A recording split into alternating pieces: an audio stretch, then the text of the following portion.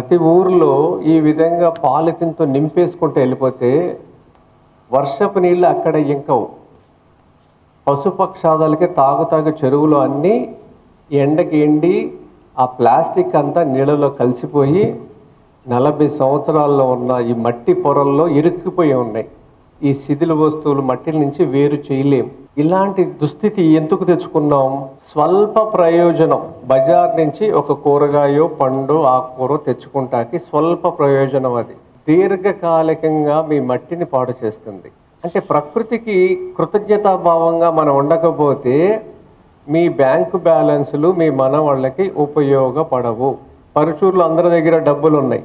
వర్షం కురిపించండి చూద్దాం, కురిపించగలుగుతారా? అవుతుందా? మీతో అవుతా? వర్షం లేదు, వర్షాన్ని కురిపించగలుగుతారా? డబ్బు వేరు, ప్రకృతి వేరు. మనం అందరం డబ్బు అనే ఆలోచనలో ఉన్నాం. అసలు సంపద అంతా పంచభూతాలే. దీన్ని మీరు కాపాడుకోవటానికి చిన్న చిన్న అలవాట్ల ద్వారా పెద్ద మార్పులను తెచ్చుకోవాలి. చిన్న చిన్న అలవాటు ఏముంది? ఒక సంచి పట్టుకెళ్తాం, ఇది పెద్ద ఇదా? చిన్న అలవాటే కదా, పెద్ద మార్పులు తీసుకొస్తుంది. మీరందరూ ఇలా చేశారనుకోండి, ఇప్పుడు జరిగిన నష్టం దాన్ని పూడ్చిపెట్టడానికి 100 సంవత్సరాలు పట్టుద్ది. ఇప్పుడు జరిగిన నష్టం అన్ని క్యారీ బ్యాగులు ఉన్నాయి, 40 ఏళ్ళు వాడిని.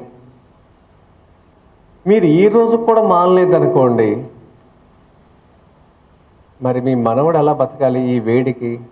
మనం తింటున్న ఆహారం గత 70 సంవత్సరాల నుంచి దారి తప్పింది. జైసా అన్ వైసా మన్. ఎలాంటి అన్నం ఉందో అలాంటి మనసు ఉంటుంది అన్నారు. అన్నాన్ని బట్టి మన బుద్ధి, మనసు. మనం తినేది భూమిని చంపి విష ఆహారాలు తింటున్నాం. గత 70 సంవత్సరాల్లో జరిగిన విధ్వంసం ఇది. 70 సంవత్సరాలకు మించి లేదు. స్వతంత్రం వచ్చిన తర్వాత కొద్ది సంవత్సరాలకి హరిత విప్లవాన్ని పరిచయం చేశారు మనకి. హరిత విప్లవం గురించి చాలా బాగా రాయించారు పుస్తకాల్లో. ఆహార భద్రత, జనాభా పెరుగుదల అని ఒక భయంకరమైన విషయాలను చెప్పి, జనాభా పెరుగుదలకు కావాల్సిన ఆహారం అనేది సంకర జాతులు విత్తనాల ద్వారానే ఇది సమస్యకి పరిష్కారం అని చెప్పి ఒక రైతుని ఒక వినియోగదారుడి కింద మార్చారు. రైతు ఎప్పటికీ ఉత్పత్తిదారుడు, వినియోగదారుడు కాదు. ఒక గింజ మన్నులో పెట్టి 1000 గింజలు సృష్టిస్తాడు రైతు. అక్కడ దేశవాళీ విత్తనాలు, దేశవాళీ ఆవుతో ఈ భూమి పుట్టిన దగ్గర నుంచి గత 70 సంవత్సరాల క్రితం వరకు జరిగిన వ్యవసాయం మన పూర్వీకులు చేసిన వ్యవసాయం. ఇసుమంత విషం వేయకుండా పంటలు పండించి మనల్ని పెద్ద చేశారు. ఈ విషం వేసి పంటలు పండించింది 70 సంవత్సరాల్లో ఇక్కడ ఉన్న వాళ్ళందరూ 2వ తరం వాళ్ళు, 3వ తరం వాళ్ళు, అంతకు మించి ఏం కాదు. అంటే 3 తరాల్లో ఎంత విధ్వంసం జరిగితే భవిష్యత్ తరాలు మాట ఏంటి? మీ కొడుకులు మనవాళ్ళు ఈ భూమి మీద ఎలా ఉండాలి? మీ తాత ఎలా మాట్లాడేవాడు? మీ తాత ఎలా అన్నం పంటలు పండించేవాడు? మీ తాత ఎవరికైనా ఎలా సహాయం చేసేవాడు? అది శారీరక శ్రమ అయినా, ఆర్థిక సహాయం అయినా, ఏదైనా సరే ఒక సహాయం చేసేవాడు. ప్రతి తాత చేశాడు ఈ ఊరిలో, ఏ ఊరిలో అయినా. తాత అందరినీ పలకరించేవాడు కదా. మీ తాతలు అందరికీ సహాయం చేశారు కదా, చేయలేదా? మీ తాతని మీరు చూశారు, కళ్ళారా చూశారు. మీ కొడుకుల్ని మీరు చూస్తున్నారు, మీ మనవాళ్ళని మీరు చూస్తున్నారు. మధ్యలో ఉన్నది మీరే. ఇది ఒక వారధిలాగా మీరే పనిచేయాలి.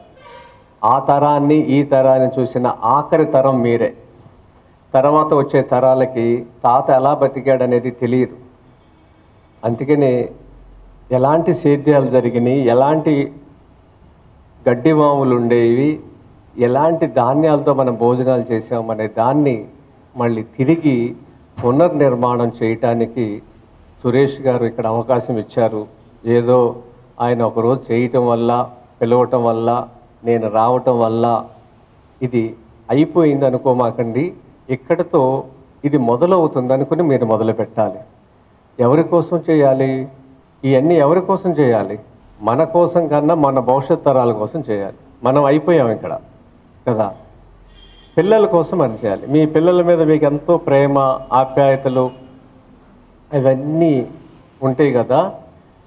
ఒక్కరోజు కూడా వాళ్ళ హాస్పిటల్ మొహం చూడకుండా బ్రతకటానికి సంబంధించిన పనులు మీరు శ్రీకారం చుట్టాలి. మీ పిల్లల కోసమే, మీ మనవాళ్ళ కోసమే మీరు చేయాలి. ఏదో ఒక నాటికి ఇది అర్థం చేసుకొని వాళ్ళు మీ దగ్గరికి వస్తారు. ఈ సంస్కృతిని మళ్ళీ కొనసాగిస్తారు.